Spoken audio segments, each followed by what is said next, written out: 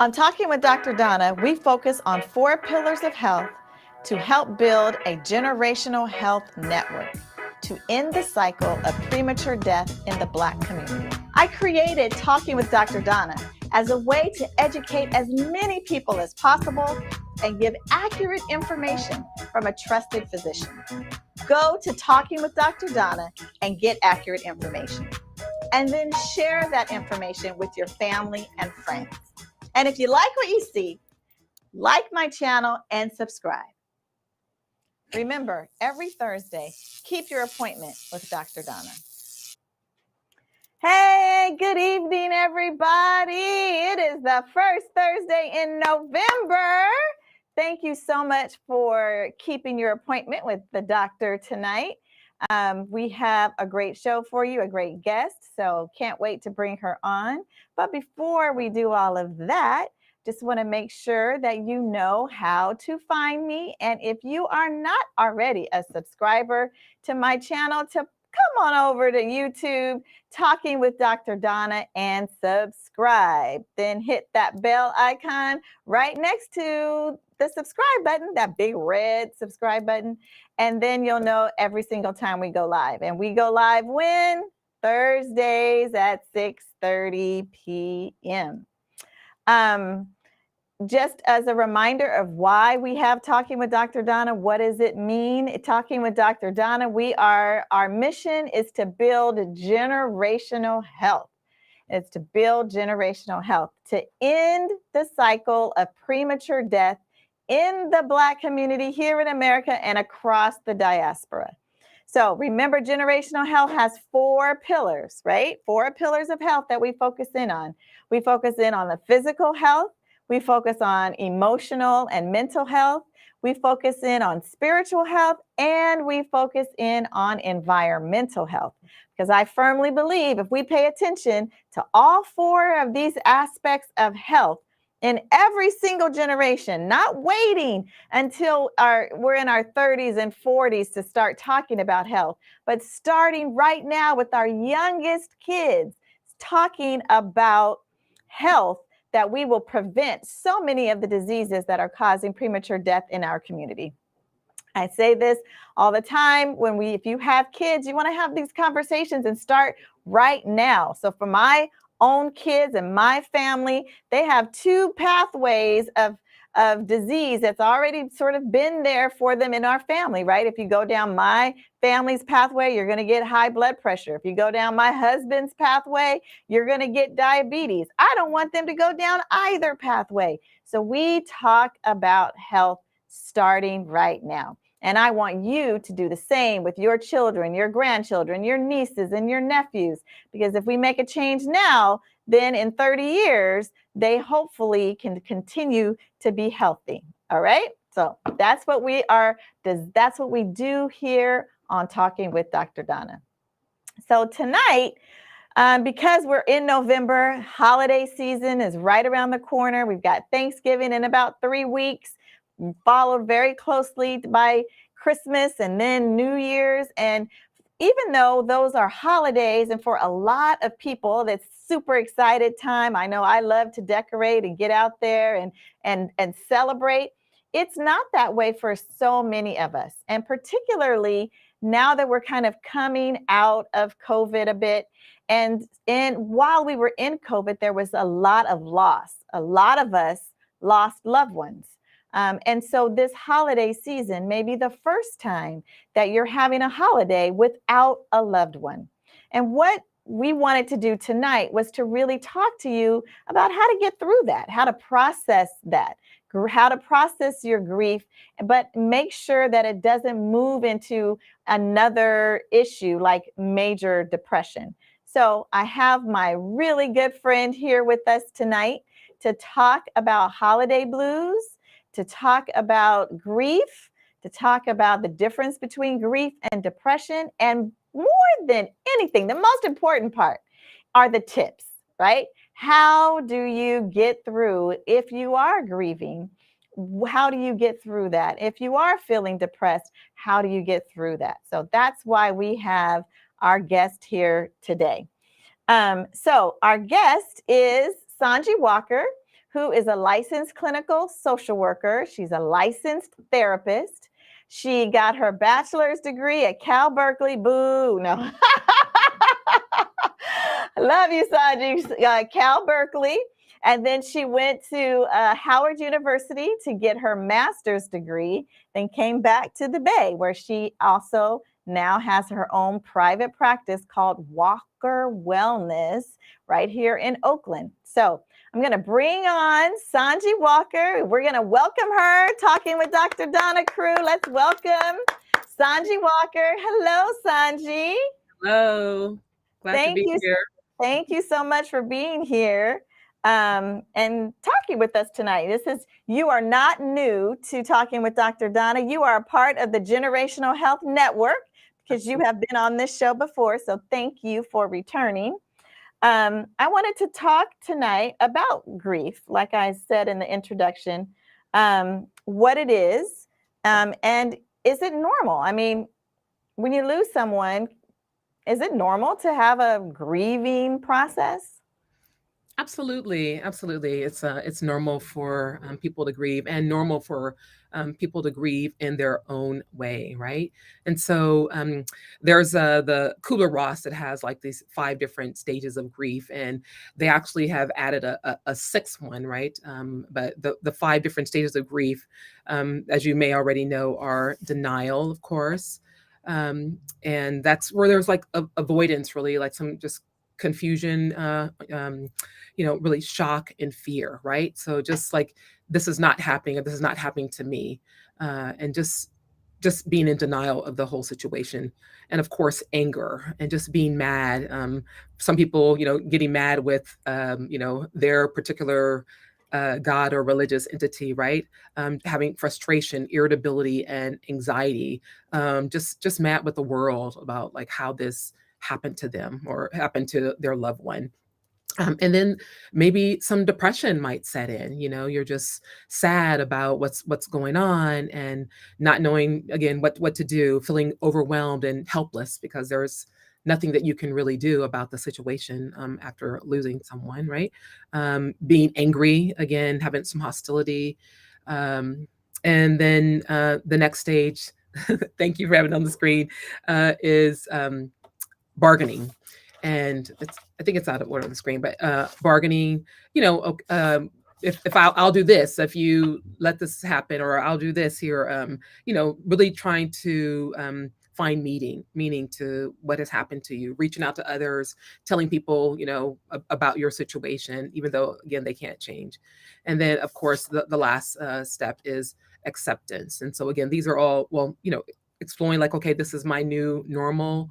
This is what I have to deal with now, right? And just trying to put new steps into place for your new life. And then the 6th step, it's out there, and it's about it's about finding meaning, right? So now you've gone through these different steps, and then trying to find meaning to your new normal in life, and what the loss now means for you in your life. So those are the steps, and there is no, perfect way to go through the steps. It doesn't say you go through step 1, then step 2, and then you end up on that step. So it's really random, and people experience death or loss, I should say, just differently in their own particular way, in their own time frame. There's just no rhyme or reason to it. So it's individual to every single person. And the truth is that, you don't ever get over a loss. That's the truth, right? You don't get over it. You learn how to live with the loss of whatever the loss, or whomever you've lost in your life. So you learn how to deal with it, how to kind of move on from that place. You begin your new life, and you don't ever forget them. You remember them, of course, but you just have a new life. And of course, you don't want to forget them, of course, because they were important in your life, right? But definitely, you don't. It's not just to get over it in a time period, I want to say. Right. And I like what you said. A couple of things I just want to highlight is there's stages of grief, but it doesn't mean that you go through each stage 1, then 2, then 3, right? Sometimes you're all over the place. You might start out with acceptance, and then and realize that you really are not accepting and are actually angry about it. And then you can go through denial. So it doesn't have to happen in order. And I think that's important for people to, when you're thinking about, when you're grieving and you're going through that, that it's important to know that everything that you're feeling is normal. Right. Like the process is normal, and that it will take time to get through that process. And however whatever order in which you're going through the stages is okay. Right. Right. Absolutely. And then I like what you said about there being no set time to say that you're over it. Okay, I've grieved, like in the Bible, they would put the little sackcloths on and and the ashes, and there would be a time for mourning. And then once that time period was over, your mourning was supposed to be over. Well, Right. now we're wiser, right? When you know better, you do better and you treat people better. Right. And now we recognize that there is no timing for mourning, that it can last as long as you need to for it to process. Yeah. Yeah. You wanted to say something else? Yeah, I was going to say that the whole thing about grief or grieving is that, of course, to take your time to grieve, but you don't have to suffer, right? And so that's it, just to make that distinction that you don't have to suffer. And not suffering is that you reach out to other people. Mm-hmm. Okay. Mm-hmm. Yes. And so when we talk about grief and sometimes, going through those times of grief through the stages, you might go through the depression stage. Mhm. And how do you know when to reach out? Like if you're feeling like you're depressed, when do you know that, okay, maybe this is not quite normal and I need to reach out to get some professional help? Okay. Thank you for that's a great question. So there are several different symptoms for depression, right? As a matter of fact, there's like maybe like 11 or so different symptoms for depression that are a part of what they call the DSM. Right now, we're at the DSM-5 TR, and so if you don't know, the DSM is the Diagnostic and Statistical Manual of Mental Disorders, right? And so Mhm. it gives you basically there's just different symptoms that you have for depression, and they include like having a consistently low mood, right? So if you're having a consistently low mood, disinterest or avoidance of once enjoyed hobbies, things that you used to like to do, and all of a sudden you just don't feel like doing those things any longer. Trouble with concentrating or memory, like you just can't feel like you can't be focused on whatever you need to do. Um, Maybe having some significant changes in your eating or sleeping patterns, that you're not able to sleep through the night, or you're overeating or you're not eating at all. Decreased self-care, like you can't get up out of the bed, so you're not bathing properly, you just can't do it. Having like physical pains, or any other like health issues. So when you're depressed, you might have several different other health things that are bothering you physically, right? Increased irritability and anger. So if you experience like all of those, not all, if you experience like say 5 of those symptoms every day, nearly every day, all day for, say maybe like a 2 week period, then that would, trigger you to maybe see someone, because that would put you in the realm of being diagnosed with depression. So again, it's not like you feel good one day and you feel bad the next day, but you having like a number 5, at least 5 of those symptoms every day for the whole day. Not like you feel good until 12, and then at 12 o'clock you want to get up and you can go out and hang out with your friends, but having those symptoms, a chunk of those symptoms over all that time, over a 2 week period, then that definitely, if you should definitely seek out some help, because that is definitely saying that you are, in the realm to be diagnosed for depression.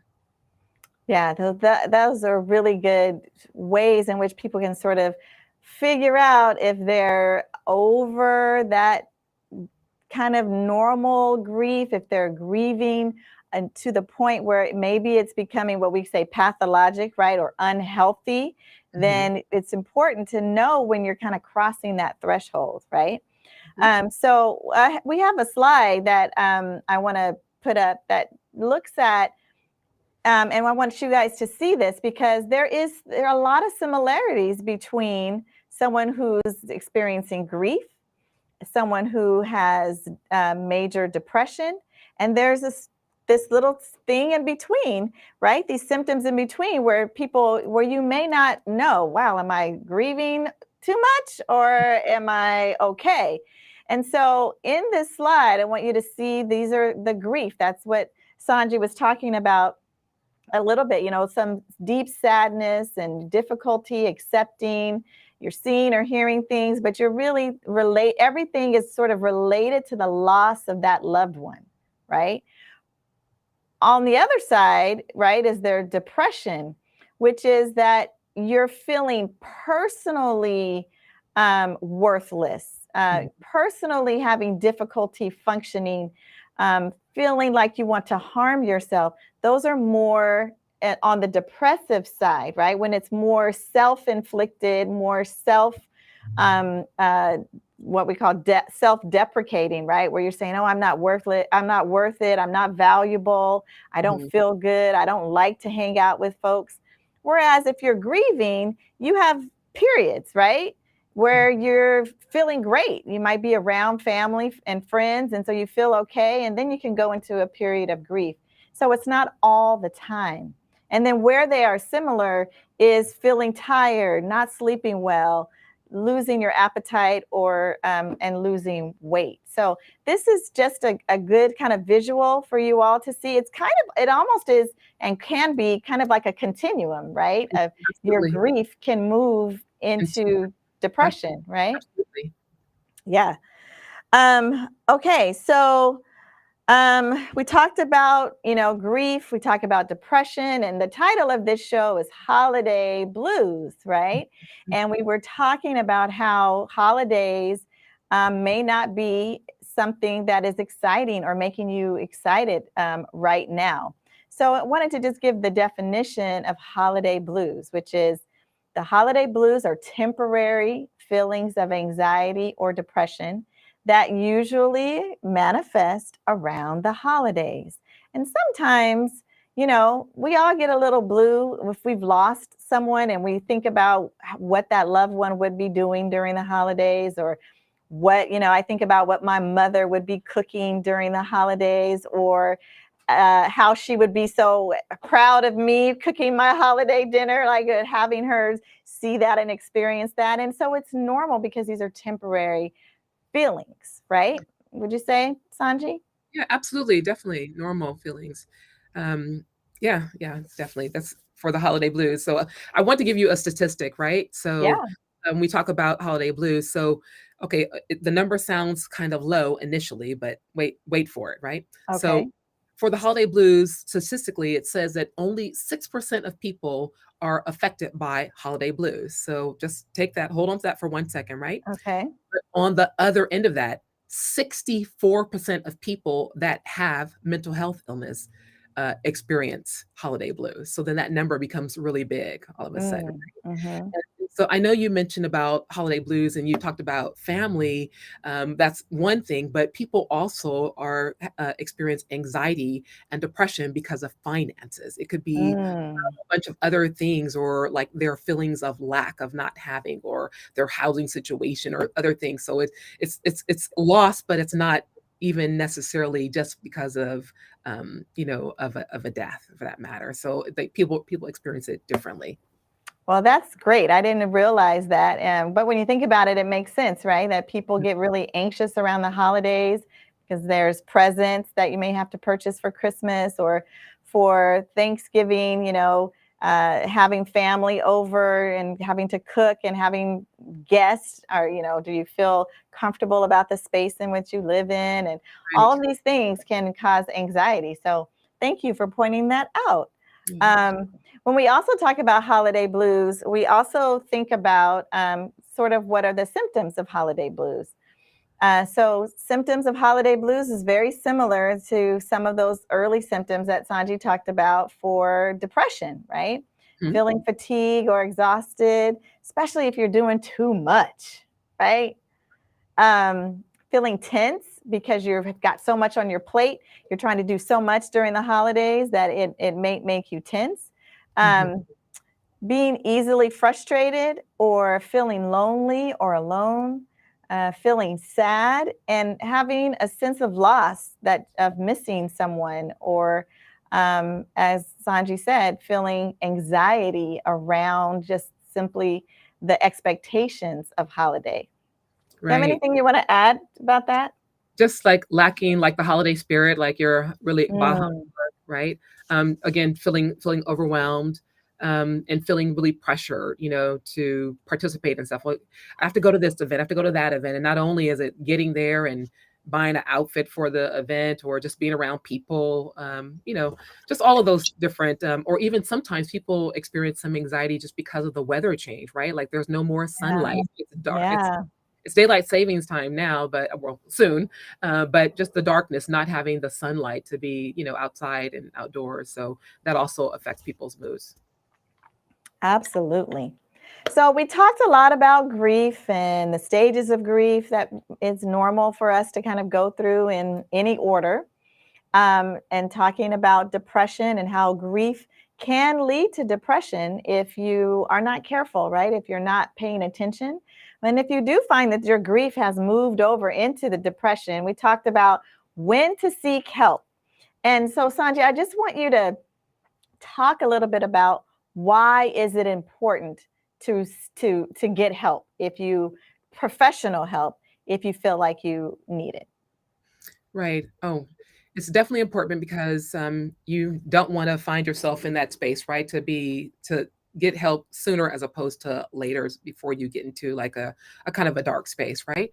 And it's okay for you to reach out for help. And so I think there's a lot of stigma for people like not wanting to reach out or just being afraid for whatever reason. But there are so many resources out there nowadays where people, well, access to resources where it's just really important. Um, and it's not something that you want to sit and wait with. You just definitely just need to reach out. I can't express or emphasize how important it is just to reach out and to be honest with your family or a friend, so they can also support you in getting the help that you need. But it's just important and critical, especially for at this time for people to get help. Right. And I always encourage people to think about your brain as your one of your most vital organs, right? I say this all the time. When you're thinking about your heart or you think about your kidneys, right? If we need help, if our heart is sick, we go see a cardiologist. And if our kidneys have issues, we go see a nephrologist. And we don't have any problems making sure that we're taking care of those organs in our body. And I want us to not have a problem also with if we're not thinking through things clearly, or if our brains are not processing things clearly, that we go get the professional help for those who can help us with our thoughts and how we process them. And that would be therapists. So don't get caught up in, oh man, people are going to think I'm crazy, because it's another organ of your body that is telling you that it needs some help, and that's you being responsible for your whole body reaching out to get the help it needs to take care of a part of your body that needs professional help. Thank you for saying that. It was in my head, but I lost it. Thank you for saying that. Oh my gosh. Yeah, and just on that same note, like Dr. Donna said, right? Making sure you take care of your mental health because it's all connected, right? So Hmm. when you don't take care of your mental health, then there actually could be other physical things that are going on and that you're also dismissing. So it really is all connected. So I mean, just pay attention to your mental health. I feel like we're in a time now where there's so much in the news and all of the different entertainers and things that are really speaking out about mental health. And so Hmm. I hopefully the stigma is lightened a little bit so people feel more comfortable in reaching out. And again, on that same note, you do have benefits even if you have employment. Usually your job has EAP programs, and so if you're not able to get into a regular therapist like right away, then you can utilize your EAP benefits, and that actually will give you access to a therapist quicker. So make sure you utilize those benefits. Yes. And then I just also want to just highlight that even though we're, talking about grief and depression and holiday blues, that adults do not corner the market on that, right? And our kids actually can go through the same issues and the same processes around grief. Sometimes when we lose a loved one, we think that our children are just fine, like they're not going through the processes of grief. They're recognizing that children grieve as well, that children can get depressed and can get anxious and they can get holiday blues also. So everything that we're talking about today, it does not have an age on it, right? It is for anyone who is alive and has experienced loss will be grieving and has the ability to move from that grieving process to depression. So parents and grandparents and aunties and uncles out there, I want you to just remember that if you see a younger person in your family who's starting to struggle, maybe withdrawing a little bit, that perhaps think about their loss, if they've lost a loved one in the family, and that they might be experiencing any one of those stages of grief as well. So I just want to take a pause and encourage you that if you have any questions, to please put them in the chat so we can ask Sanji while she's here. There is a question in the chat right now that I see.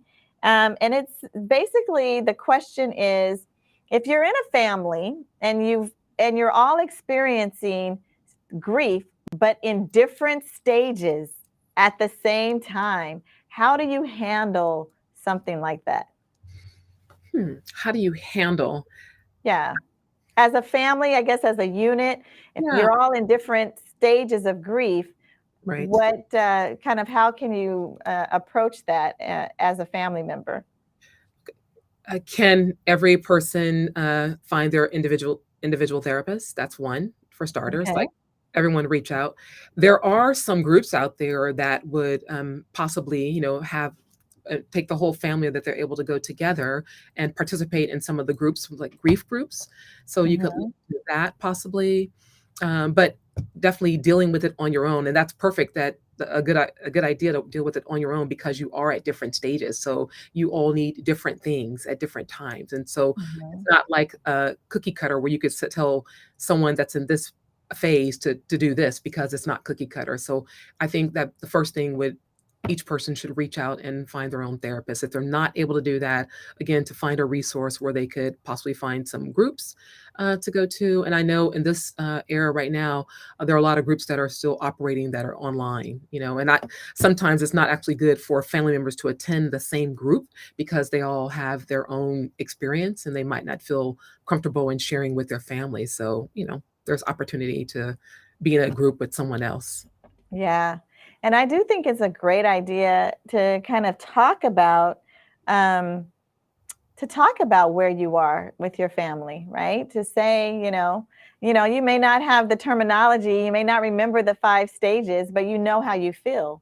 Yeah. And to kind of tell your siblings or tell your loved ones, I'm really feeling, kind of really still sad, or, I'm at this phase where I just can't believe that our loved one is gone. So I think the more we can talk about it and normalize Yeah. grief and the process of grief, I think the better we will be as a community. I feel like oftentimes we rush people to get through grief and we say, oh, it'll be better, it'll be better soon. You'll get over it soon. It gets better with time. Every day is better. And that might be fine for that person, but everybody grieves differently, right? Yeah. Yes, Right. absolutely. Okay, let's see. Thank you, Helen Mitchell, saying Davis Street offers family therapy. So if you're going through something as a family, you can maybe reach out to Davis Street and schedule something as a family. So thank you. Thank you, Helen. It's a great resource. Um, So we have a question that says 3 years after losing her mom, she still sits on her mom's bed and talks to her mom, and that's a way for her to deal with grief. Is that okay? Absolutely, absolutely. Being in a place where you feel comfortable, that remind you of your mom, absolutely, and that's healthy. I think that's a great healthy way, to, like, remember and to, yeah, to deal with your grief. There is again, there is no judgment on what's normal, right? So are you Mhm. hurting anybody? Is anybody, being impacted by you sitting on the bed, being with your mom? No. So, I think that's great. That's a great way Awesome. to deal with grief, yes. Yeah. So let's go into some other tips because I think it's important that first of all, we have to recognize and we have to know when it is that we're having grief, when it is that we're grieving to the point of being depressed and need some professional help. Mhm. And, we talked about holiday blues. So let's talk about some tips and some things that we can give people to kind of help cope through. Let's start with coping with holiday blues. I don't know if you can see this on the screen, or you may have already had your tips handy. But how do you think there's some tips that we could do for holiday blues?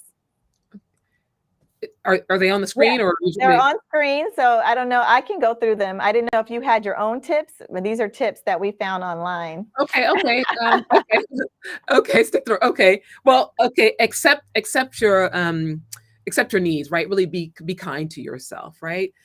Maybe you do something like a gratitude journal or something, right?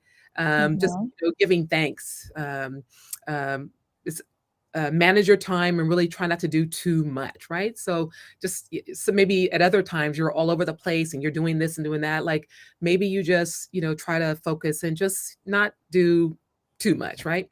To be realistic, right? And maybe you're not able to do something that you were able to do in the past, and that's okay. Again, there's no judgment on that. Let's see what you have here. Yeah, Uh, so we have kind of try to stick to normal routines as much as possible. Maybe you could put it big on the screen so folks can really see it. Stick to normal routines as much as possible. Get enough sleep, right? You talked about anxiety and kind of thinking about all the things that you need to do during the holidays. Take mhm. time for yourself, but don't isolate, right? But just give yourself a little bit of, self care. Spend time with supportive and caring people. Uh, if you're feeling down already, you don't want to take something that's a downer as well. So, alcohol, while it might feel good going in, when the effects hit, it can tend to decrease and down your mood. Get some exercise, even if it's just taking a short walk, right? Doesn't have to be hardcore exercise, but anything that gets your body moving helps to clear your brain and helps with any sort of blues. Setting reasonable goals and keeping them simple, and then listening to music or finding other ways to relax.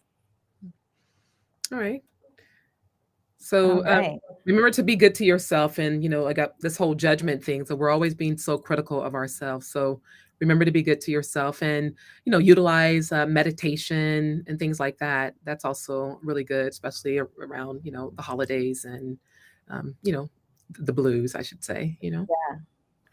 All right. What about some other tips for grieving or to prevent depression? Do you have any tips on those? Um, Maybe it's kind of like a, what's the word I wanna use for it? It's about being intentional, like trying to visualize your day, before your day, even starts, so, like, kind of planning ahead, right? Thinking about, like, what your day is gonna look like, setting up the day for yourself, trying to, keep on schedule and, not doing too many things that are off so that you can have some completion and feel like, things are going well and going smoothly. Um, let's see. Um, oh, really focus on your relationships, during the holidays and on, family, friendships, and things like that. Um, so just to make sure that you're being around people that are supportive of you, and that love you and care for you. Let's see, what else can I think of in terms of strategies? the list already said to exercise, right? And so that's a great idea to make sure that you exercise regularly on a daily basis. It's not that we just exercise for 30 minutes a couple days out of the week. That is something that you do. It's a lifestyle that you incorporate Mm-hmm. exercising every single day, 30 minutes minimal. And that really impacts your mood and helps with a lot of other things, like in terms of your sleep and all those things like that. So exercise is really important. Matter of fact, I think it's if you if you exercise, it really helps to elevate your mood. So that's one of the Yes. things. If you're feeling down, most people say, "Oh my God, I don't feel like it. I don't want to do anything. I'm just going to lay in the bed." But it's counterintuitive to get up and do something, which actually Mm-hmm. elevates your mood. So just remember that if you are feeling sad, then that might be a good time to take the opportunity to walk outside or to be in a green space. Yeah. And I always say, music is life, just to put on one of your favorite songs. And even if you dance for the 3 or 4 minutes that song is, that's going to elevate your mood. It's going to maybe give you a little bit of encouragement, make you feel better, and you're going to get the exercise in. That's going to also help to elevate your mood. Um, so do we have a slide on prolonged grief disorder? I don't know if we have that slide. No. Okay. Yeah, we do. Okay. So I wanted to talk about this because Kanye, don't sue me. But I do believe, and I want people to be aware of, there is something called prolonged grief disorder. And I truly believe that this is what our brother Kanye might be going through, because this is really a traumatic event. So when you're going through prolonged grief disorder, it's usually after a trauma, after, like, in his case, suddenly losing someone or losing someone in an accident in some way in which completely unexpected, that is really traumatizing.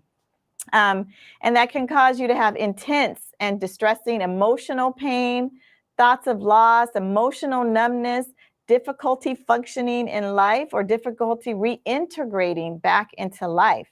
And so, again, I'm saying this to kind of point out that grief is normal. But what we have to really pay attention to is when that grief turns into something where you can't function, where you Mhm. can't find your happiness, where you're in intense emotional pain or emotional sadness, that those are times where you need to reach out to get some help. I want you to know when you need to get some help before you get so deep down into your depression that it's difficult for you to come back out of it. So that's why we're talking a lot about where, these different types of disorders that can start with grief, but can balloon into something else. I don't know, Sanji, if you want to say something about prolonged grief disorder. No, I'm gonna leave that one there. Yeah, The leave it prolonged. alone. I'm just gonna say just to reach out and get some help. And there was Yes. like two other things I'll just share. One of them I'll end on the this one thing is to like the mindful meditation, and so you can utilize the senses, and so the five senses, and so um, help me with them: sight, touch, smell, taste, and hear. Taste And in so here. Mhm. okay, all of your using your sensory, um, those are ways to do like a mindful meditation. If you're feeling sad, if you're feeling, anxious, that's a way for you to really come back to yourself. So in terms of the sight, if you are able to look at a picture of something that, brings you happiness, that makes you smile, then that's one way. And it's a way for you to focus on that, whatever that is. If you're tasting something, I like using raisins. And so I share people to use a raisin and put the raisin in your mouth, put it on your tongue, let it sit there. Use your tongue to feel the different crevices, the texture of the raisin, and leave it there for like a minute or so. And then bite it. And then when you bite it, it's going to make you salivate because of the sweetness of the raisin. And then that's again mindfulness because you're focusing on what? The raisin and Mm. away from whatever else is going on in your mind. The other one is to touch something soft, a pillow, something with ruffles, something with jagged edges, something that is smooth. And then by touching that again, that also allows you to focus on that whatever you're touching, and then you again are distracted from whatever it is that was kind of taking you away. hearing something, whether it be music, like Dr. Donna said, whether it be ocean waves, whether it be wilderness or just nature, again, it's a distraction. And so you want to just listen to that for, some minutes. And again, distraction from whatever it brings you back to yourself, your nerves, your anxiety is calmed. And the Mm. last one is to, what did I miss? Taste, test, smell. Um, Uh, did you do touch? I did touch, right? The smooth Hear? is You did hear. You did sight, the picture. Uh-huh. What did I miss? sound. I don't know what you missed. Oh, smell. Yes. Okay. Smell. Yes, yes. The smell. And so, again, another distraction, whether it be a diffuser or a cinnamon a stick or a eucalyptus branch, whatever it Mm. is, lavender, whatever it is. Again, the whole idea is a distraction. And so sometimes you could do a number of those things, do two or three of them, and that brings you back to yourself.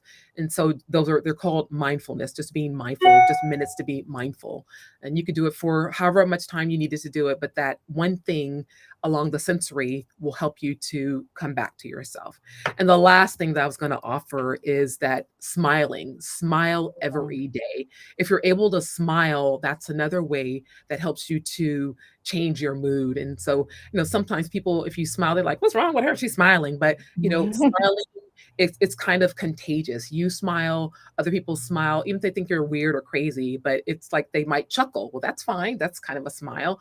So smile every day for no reason at all, but smile. Okay, that's my part. Yes, yes. And to that, I'm going to add a little, biochemistry to that. Is that the muscles around your mouth give a signal to the nerves around your mouth, gives a signal to the brain that you're smiling. And so your brain thinks that you're happy because when you smile, you're using those muscles. And so the brain says, oh, hey, we need to make sure that we're ready to activate those muscles. And then so it sends a feedback loop to those muscles that says, smile because you're happy. And then it kind of tricks your brain to make your brain think that you're actually happier than you actually may be because of the muscle and the nerve connection and how your brain is wired. So, like Sanji said, it's all connected, right? Everything that we do is connected. So the smile connects to your brain telling you that you're happy. And then that feeds back to you smiling even more. So thank Absolutely. you, Sanji. That's great. Any other so there is another question. Actually, it's not a question, but it's a comment in the chat. And I'm not sure we've talked about this, but for holiday blues, if the loss of the loved one happened on a holiday or around the holiday, any other tips or anything in particular you can recommend for someone whose loss was right around the holidays? Yeah. um, Again, not to isolate, to surround yourself with loved ones, and so and to maybe allow people to do things for you. So I mean, sometimes people have a hard time like not asking for help or but even receiving help or support. So just being open to taking the support, and not feeling like any type of judgment about, just like being open to taking the support from others. And again, like I said, surrounding yourself with family and friends. Great. Thank you so much. And then there's a question about taking vitamin D. And vitamin D, I think, is an amazing vitamin for a number of different reasons. It definitely can help with mood, particularly as we're going into the winter season where you're not going to get a lot of natural sunlight. It is important to make sure that you try to keep your vitamin D levels elevated so that it's not just for mood enhancer, which it is, but it also is a great way to kind of help boost your immune system. And of course, if your immune system, if you're happy, that also boosts your immune system. So again, everything cycles back together. Um, so I want to just give some resources now, just in case people are out there and you are feeling like you want to reach out and get some help. Here's the resources that are available for you. So let's put it large on the screen. Thank you. So if you feel like you need some resources, there's confidential, free resources. So you can contact the national helpline there 24 hours a day. It's in different languages. Next slide. Here is, no, one back.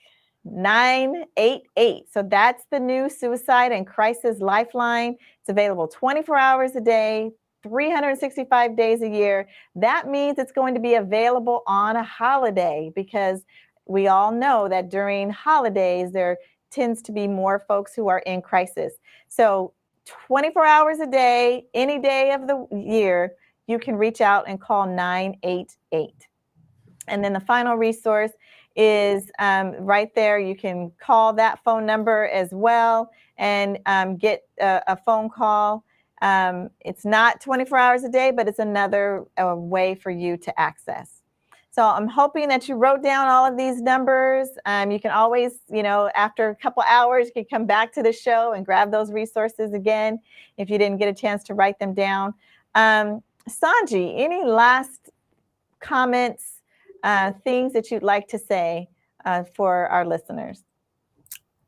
Just remember to smile every day, and don't be ashamed or shy in any way to reach out and ask for support. And so there again, I know sometimes resources are limited, but definitely make the effort to ask for help if you need it. All right. Well, thank you so much, Sanji, for joining us tonight. Thank you for giving us wonderful tips on how we can identify our grief, move through our grief, and make sure that we reach out for help if we feel like we need it. So thank you so much for being on our show tonight. Thank you so much. As always, you're welcome to come back, because you're a part of the Generational Health Network. So thank you. Thank you for having me. All right. So just a couple of quick things that I wanted to go through. I've been getting a lot of phone calls over these last couple of weeks regarding the bivalent booster. And so I just want to quickly do a quick little update on the bivalent booster, and put the the graph up first, if you don't mind. So because this one is again going to help you understand why there's the bivalent. What does that mean? So when the pandemic first began, I'm hoping you can really see this, but there's a purple line there, and that purple line is the very first coronavirus variant, called the Alpha. That was the Alpha coronavirus, and when that was what we were all worried about in the very beginning of coronavirus. And then we got another spike of a different variant, and that was called the Delta variant. That's the blue. And when we were peaking in Delta is when the initial vaccines first came out. And so there, if you recall, there was a question about whether or not that initial vaccine was going to cover the Delta variant, because it came out of nowhere, not the original Alpha strain. And then the Delta variant sort of went away. We have not seen really the Delta variant, and instead it's replaced by that green line, which is the Omicron. So Omicron now is responsible for like 99.8% of all coronavirus infections. And so because of that, they developed a new vaccine. That's the bivalent vaccine. So next, go back to that slide. The bivalent vaccines means bi, meaning two, means that it has the vaccine that will protect you against that initial strain of coronavirus, and it has the protection against the Omicron strains of the virus. So yes, if you have not had the bivalent booster, I want you to get the bivalent booster. If you've had the other booster shots that were available, great. I'm glad you got them. But now we have one that's going to protect you more so against the current coronavirus strain that is circulating in the community.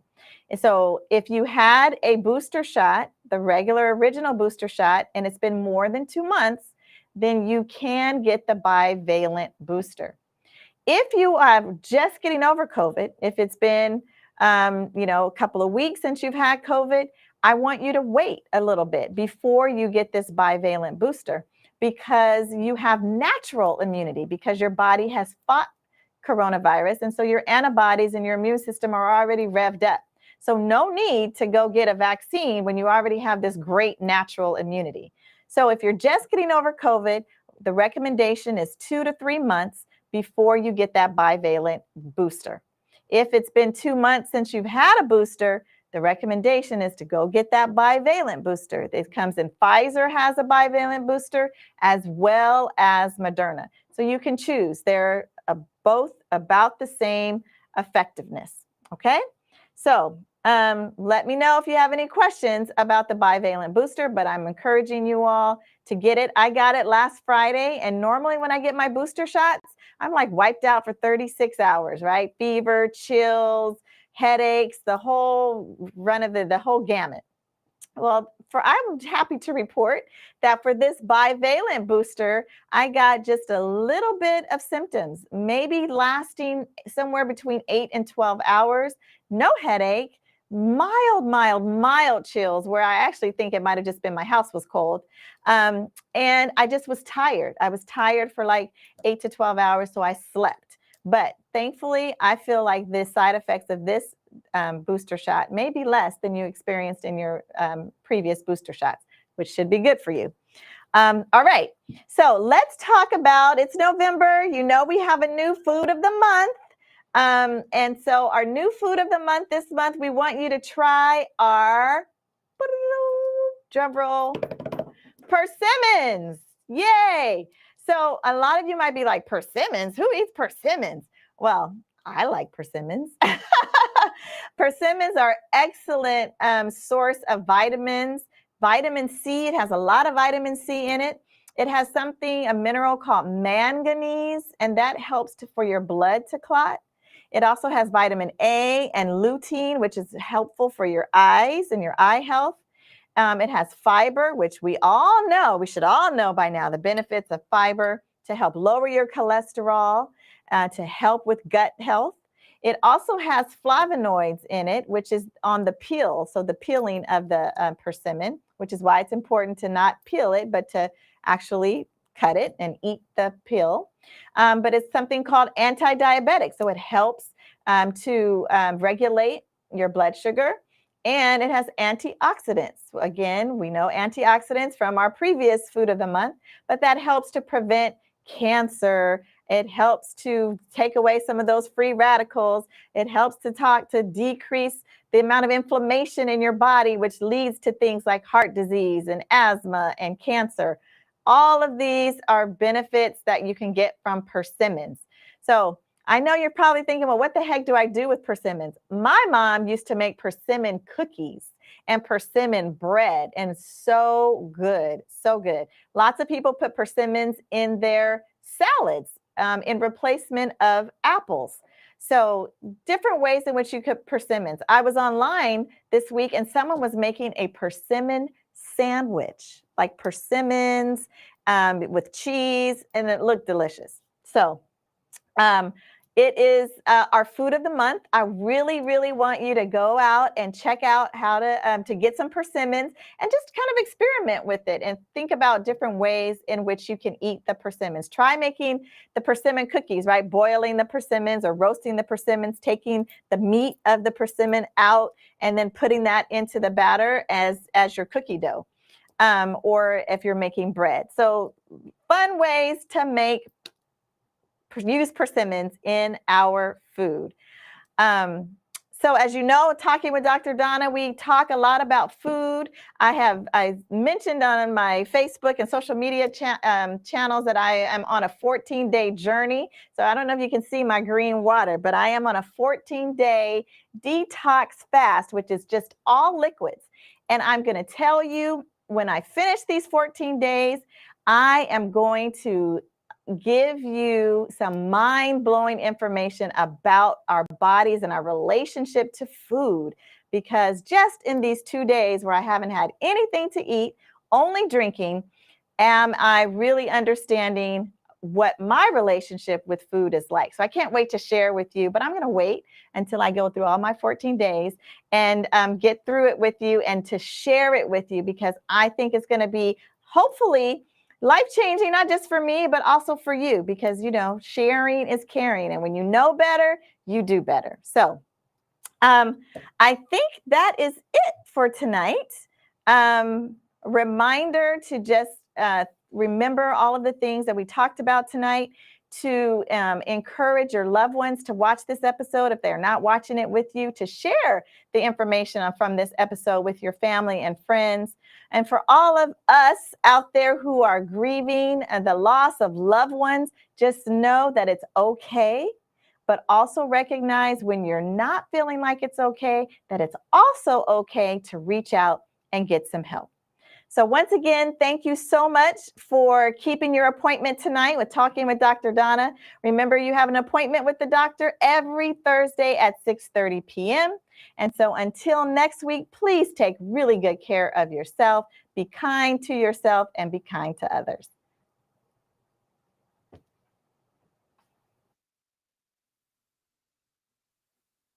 On Talking with Dr. Donna, we focus on 4 pillars of health to help build a generational health network to end the cycle of premature death in the Black community. I created Talking with Dr. Donna as a way to educate as many people as possible and give accurate information from a trusted physician.